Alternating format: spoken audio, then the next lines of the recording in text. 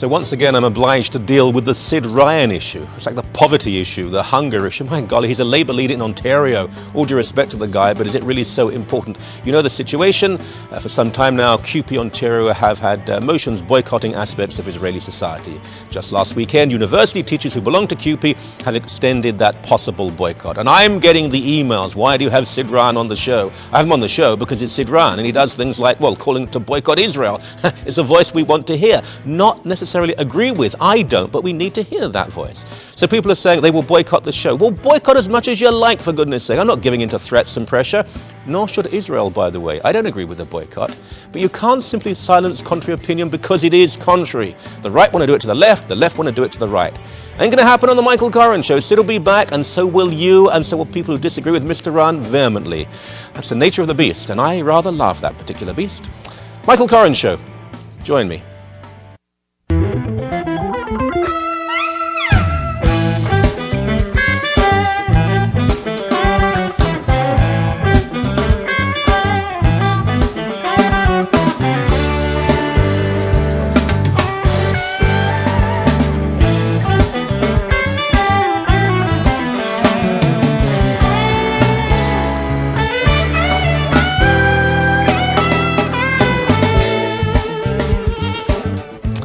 Hello, welcome, Michael Coren show, and it's Tuesday. I think it's a Tuesday. No, sure, watching a rerun. Those new to the show, we're picking up a lot more people, it seems, particularly in Alberta now. We're on basic cable. Monday, Wednesday, and Friday are set shows. They're debates on various issues. Monday, start the week. Wednesday, this week. Friday, that was the week that was. I know, not original titles, but there you go. Tuesdays and Thursdays, whatever. We have a culture panel, foreign affairs panel, faith matters panel, one-on-one interviews. What we're doing on this particular show is the state of the Roman Catholic Church, a debate on, as the Roman Catholic Church is at this point. My golly, give us 5 weeks, we could do it. We'll try in about 45 minutes or so. We've assembled the best people possible to discuss this issue. I'm going to introduce them. It is my pleasure. The Most Reverend Charles Chaput, Archbishop of Denver. Welcome to you, sir. Thank you. I'm happy to be here. Well, we're going to plug your book as well. Let's put it up on the screen. Render unto Caesar, serving the nation by living our Catholic beliefs in political life. Go and grab a copy, or buy one, I should say, as soon as possible. Father Tom Lynch, Professor of Moral Theology, St. Augustine Seminary, and much else. Great to have you here. Thank you, Michael. Father Tom Rosica, CEO, Salt and Light Television Network, Arrival. Don't say too much. Great to have you here, sir. Thank you. And in Calgary, the Most Reverend Frederick Henry, the Bishop of Calgary. How are you, sir? I'm fine, Michael. Good to have you here. Let's begin with you, if we may.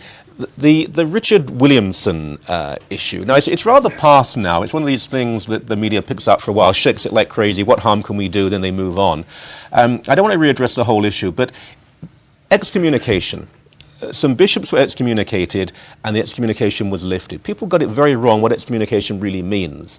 It simply is saying to a person, you can no longer partake of the sacraments. Is that right? That's correct. And in this particular case, Bishop Williamson was ordained a bishop without permission from the Pope. And any time that happens, there's an automatically imposed excommunication. And that's what happened here. I think it was more than 20 years ago. Mm-hmm. So when the Holy Father lifted that excommunication, he really was reaching out in friendship to this group, trying to draw them back into the unity of the Church. You might remember, you may be too young to remember this, but many years ago, Pope Paul VI lifted the excommunication of the Patriarch of Constantinople, which had taken place centuries before the lifting of the excommunication. But the Orthodox did not become Catholics in that act. It was really an outreach of friendship and fraternal concern. That's the reason he did that. Right. And in this case, I assume it was for the hundreds of thousands of people in that particular movement, the Society of St. Pius X. Right. But one of the men involved, and it seems the Vatican was not completely aware of this, a Holocaust denier. Yes. I think Williamson must curse the day that all this happened, because he's been fired from his job, expelled from Argentina, where he was on a temporary basis, and it enabled the Church, it seems to me, to reestablish, to reaffirm its absolute contempt for anti-Semitism, the reality of the Holocaust. Did it do any damage, though, to Catholic-Jewish relations? I did for a while. I had many leaders of the Jewish community in Denver, Colorado, where I am, call me and wanting to visit with me about this matter.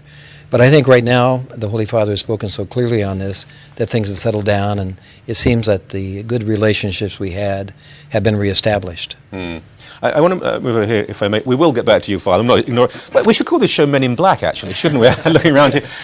You spent how many years in Israel? I was 4.5 years in Jerusalem. You speak Hebrew? Yes, I do. You have a great empathy, sensitivity to the Jewish community. There was some temporary damage, but surely it won't be long term. There was temporary damage, rightly so, because of the way the story was presented. The unfortunate circumstances of the Vatican not knowing the full story of Williamson. The Vatican didn't use Google that morning to find the story. But I think many, many Jewish leaders who are very wise and intelligent people realize that this is part of the floodwaters that rise every now and then. They've subsided. It's given the Pope and the Church a chance to recommit ourselves to our love of the Jewish people, to the teaching against the Holocaust, against anti-Semitism, and we move forward. And I think the Pope handled this beautifully by the meeting he held with the American Jewish Committee in Rome, also the Vatican's announcement of the Pope going to Israel in May.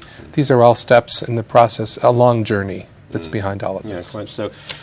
It wasn't really surely about Williamson. It was about an opportunity to attack the Church, particularly at this time. I found it very funny how they were playing good Pope, bad Pope. Pope John Paul was the nice one. Pope Benedict's not the nice one. Of course, when Pope John Paul was actually alive... He's safely interred now, so you can always do that. Yes. It was about those people, particularly liberal, well, how should I put this, particularly some Catholics, using media to attack the Church and a papacy they see as being conservative. Well, certainly, I think it's seen as conservative. I also think, however, as Father Tom had mentioned, that really... some of the advanced PR work was not properly done. No. To have been able to look at what were the consequences of this, because for the vast majority of people, they don't understand what excommunication is about. They also don't understand what the whole fuss was about, because for many people, they say, well, aren't you somehow Latin, and aren't these people somehow just, an odd little offshoot of the Church or whatever? So it was a rather complex question. I think really that the Vatican had thought that it would be more of almost of an internal matter, this reconciling of a fairly small group of people in the wider array of things. So that part was, shall we say, not really handled too well in terms of spin, and people jumped on it. And I think especially secular media basically jumped on it and said, well, here's another way to twist the knife a bit. But because of, I think, a fairly measured response from most of the Jewish associations and spokespersons, I think it was a flash in the pan. I tend to think so too. I can fully understand Jewish sensibilities and sensitivities on this. But it was interesting to note that some of the fiercest critics of the Pope were some of the fiercest critics of Israel. It wasn't out of love for the Jewish people that some people were speaking out. It was more out of, I believe, opposition to Pope Benedict, because it's part of a greater scheme. They see him as, how shall I put this, pulling the Church back to pre-1960s. Would that be a fair analysis? Well, I would think so, because if you look at what most people would see for the Church, they either look at our moral teachings and the implication of our moral teachings, or our liturgies. That's how most people would see the Church. They don't see it in a broader sense. And so looking at some of the initiatives that the Holy Father's taken in terms of liturgy, they completely misinterpret it without realizing, for instance, the decades of work that this man has done in the area of liturgy. Not many people in secular media are going to be willing to read his various treatises and indeed books on liturgy, nor on the finer nuances of how to be able to effect reconciliation in the contemporary world. Well, the Globe and Mail, apparently the national newspaper of this country, had an article, Apparently.